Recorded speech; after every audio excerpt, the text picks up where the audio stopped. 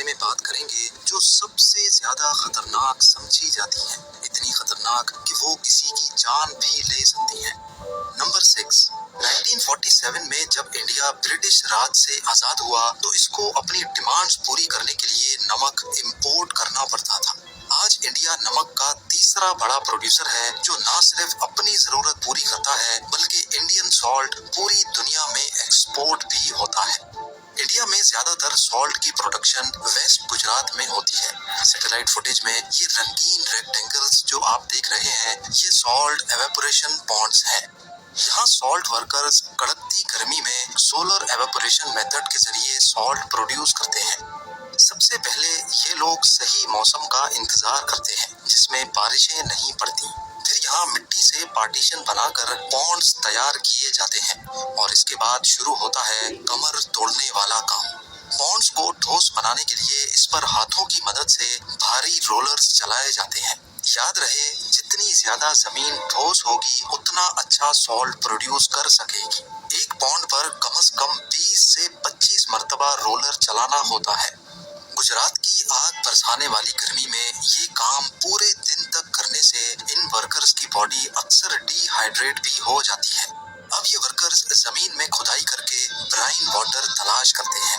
Brian water ایسے پانی کو کہتے ہیں جس میں سالٹ کی کوانٹٹی بہت زیادہ ہوتی ہے۔ یہ پانی سولر موٹرز کی مدد سے پمپ کر کے ان پونڈز میں ڈالا جاتا ہے۔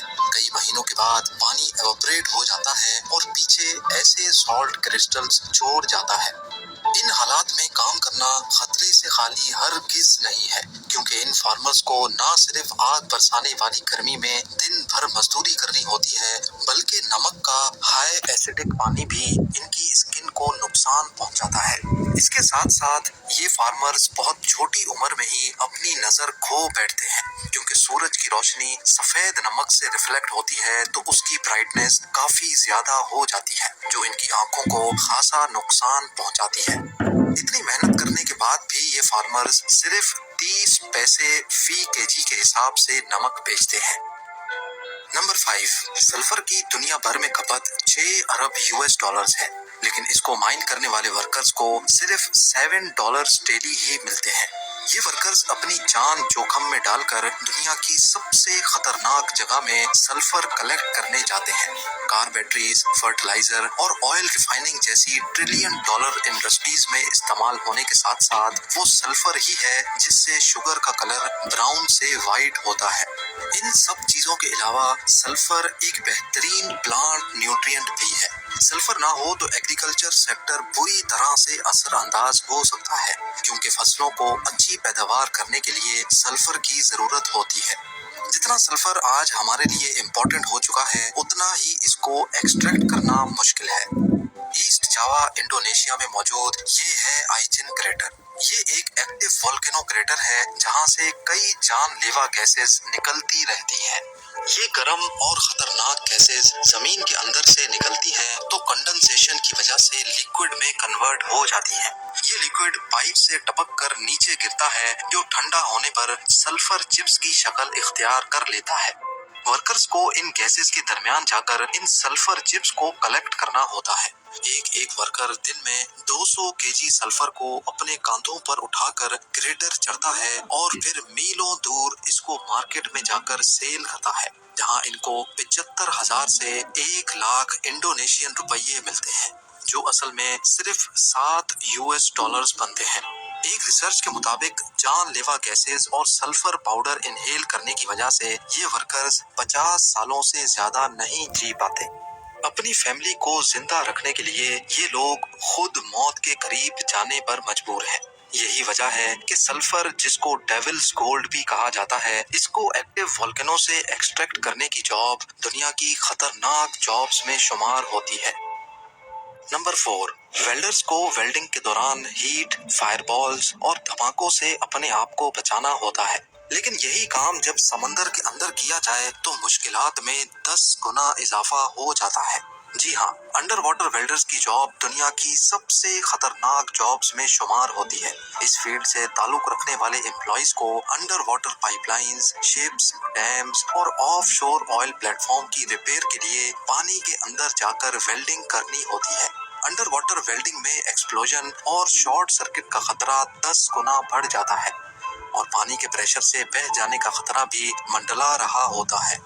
डिजीज कंट्रोल डिपार्टमेंट के मुताबिक अंडर वाटर वेल्डर्स का हादसे से मरने का रेशो सरफेस वेल्डर्स से 40% ज्यादा होता है। इसके अलावा अगर शिप या ऑयल रिग में वेल्डिंग का काम करना हो तो फ्यूल लीकेज की वजह से जो नुकसान हो सकता है उसको इमेजिन करना भी काफी मुश्किल है। नंबर 3, साउथ ईस्ट एशिया के समंदर में मौजूद ये लाइमस्टोन की चट्टानें देखने में तो बिल्कुल बंजर और नकारा लग रही हैं, लेकिन असल में ये अपने अंदर बहुत कीमती चीज छुपाए बैठी है। ये परिंदा जिसको हम स्विफ्टलेट कहते हैं, ये शिकारी जानवरों से बचने के लिए दूर इन चट्टानों की गारों में अंडे देता है, लेकिन दूसरे परिंदों की तरह ये लकड़ी के तिनकों से अपना घोंसला नहीं बनाता, बल्कि ये अपनी ही थूक से घोंसला बनाता है।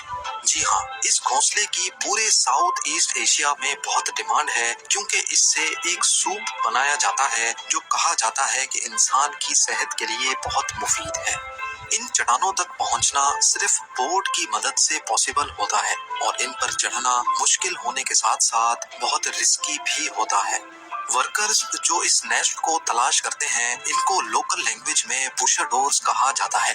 बिना किसी प्रोटेक्टिव गियर के ये अपनी जान को दांव पर लगाकर इन पथरीली चट्टानों पर चढ़ते हैं। ऊपर चढ़ते वक्त अगर थोड़ी सी भी कैलकुलेशन आउट हुई या फिर पैर के नीचे कोई पत्थर टूट गया तो बचने का कोई सवाल ही पैदा नहीं होता। स्विफ्टलेट्स अपने घोंसले बिल्कुल अंधेरी और ऊंची गारों में बनाते हैं। यहाँ पहुंचकर पहले तो बुशरडोर्स इन घोंसलों को ढूंढते हैं, फिर बड़ी एहतियात से इनको पत्थरों से अलग करते हैं। कई तो इनके हाथ लगते हैं, जबकि कई इतने ऊपर होते हैं कि वहां तक पहुंचना मुमकिन नहीं होता। इस खास बर्ड नेस्ट का 1 किलोग्राम $2500 में सेल होता है। एक नॉर्मल साइज का नेस्ट 14 ग्राम वजनी होता है, जिसको ये वर्कर्स सिर्फ $35 में सेल करते हैं। 2 दिन के इस मिशन में कभी इनको 6 नेस्ट तो कभी एक भी नहीं मिलता। नंबर 2, बुल राइडिंग अमेरिका और ऑस्ट्रेलिया में एक फेमस और मुसलसल बढ़ता हुआ खेल है। प्रोफेशनल राइडर्स जहां इस स्पोर्ट से मिलियंस ऑफ डॉलर्स कमाते हैं, वहीं ये खेल इंसान को नुकसान पहुंचाने वाला सबसे खतरनाक खेल माना जाता है। एक स्टडी के मुताबिक 1000 राइडर्स में से 32 को गहरी चोटें पहुंचती हैं। बुल राइडर्स को ज्यादातर चोटें टांगों, छाती और दिमाग में लगती हैं, जो इंसान का सबसे नाजुक पार्ट है। सिर्फ अमेरिका की बात की जाए तो यहाँ सालाना 3 राइडर्स अपनी जान से हाथ धो बैठते हैं। यही वजह है कि बुल राइडिंग को भी दुनिया की डेंजरस जॉब्स में शुमार किया जाता है। और अब बात करते हैं हमारी लिस्ट पे नंबर 1 डेंजरस जॉब की।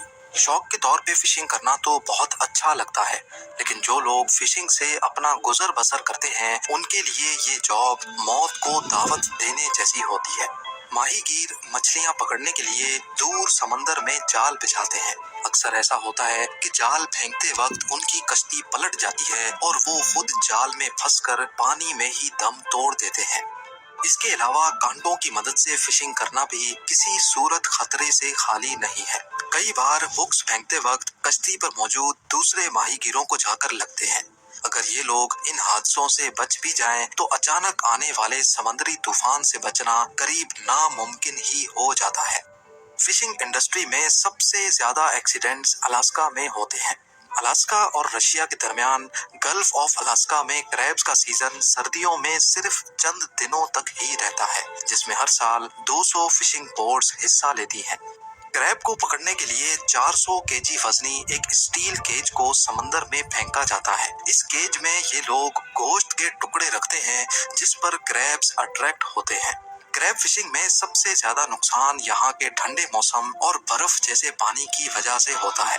इतने भारी केज को फेंकते वक्त अगर जोर की लहर आई तो केज झूलता हुआ किसी के सर पर भी लग सकता है या फिर किसी को उठाकर पानी में भी गिरा सकता है।